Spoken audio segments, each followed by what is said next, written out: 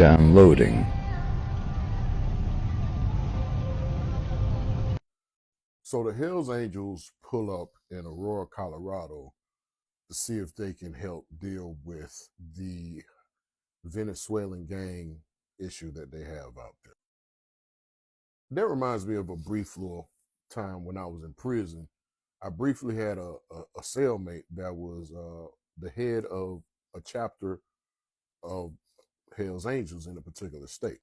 Now, when I say briefly, I mean it was probably about a week, maybe 2 weeks, because when you're in prison, you can't be in the same cell uh, with a different gang or whatever the case may be. Anyway, so I was cool with a lot of the gangs and the gang leaders. This was a gang prison, so it wasn't nothing like it ain't snitching or nothing like that. It's like it was well known. It was a gang prison. Everybody there was a part of some type of gang. It was gangs from all over the world there, even Venezuelan gangs you probably never heard of. But I was cool with most of the leaders of it because at the time I was I was an enforcer for a particular gang, so I had to be in communication with a lot of the leaders of other gangs on the yard. So that included the Hells Angels, the Outlaws, all the one percenters that were on the yard. Bloods, Crips, Vice Lords, GDs, Pisces, Serenos, even the two can't even be on the same yard. But when I went to other yards where they were, I was cool with all. I was cool with all gangs. All right, especially the leaders of the gang. As a matter of fact, hold on. This is me right here in the middle with the hat and a picture on the prison, and this is with Vice Lords and GDs. So if you know, you know. Anyway, let me tell you about these Hells Angels and how they get down. First of all, their members consist of people of all walks of life: lawyers, doctors, police officers, military veterans, anything you could think of. They're all part of the Hells Angels, and they're basically a secret society for real, for real. You can't know anybody just get in there. I think they've only been infiltrated by the feds maybe one or two times in history, and you can actually Google these stories and look them up.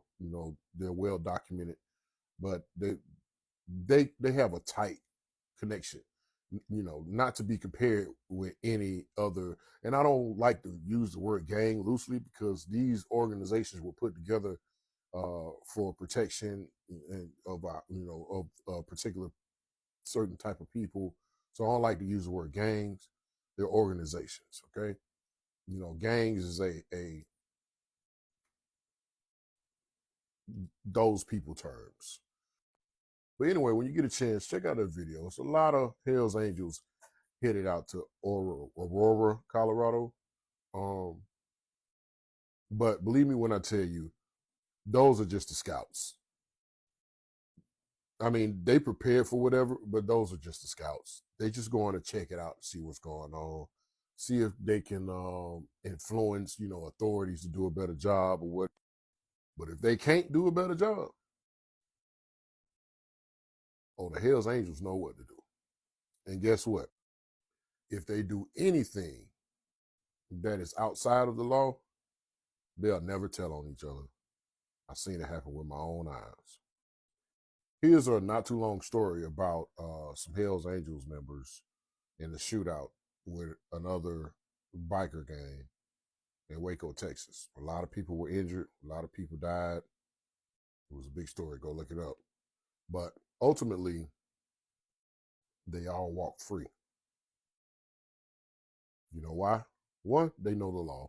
Two, they didn't tell on each other. All these people. This is just how many I could fit in the video, but there's more.